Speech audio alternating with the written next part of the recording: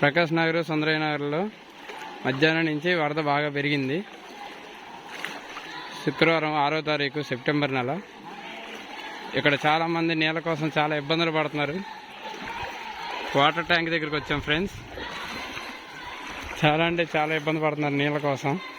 దయచేసి గవర్నమెంట్ అందరికీ నీళ్ళు అందుబాటులో ఉంచాలని కోరుకుంటూ ఈ వీడియో తీస్తున్నాం.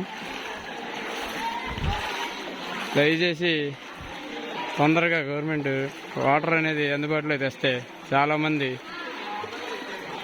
ఇబ్బందుల నుంచి బయటపడతారు.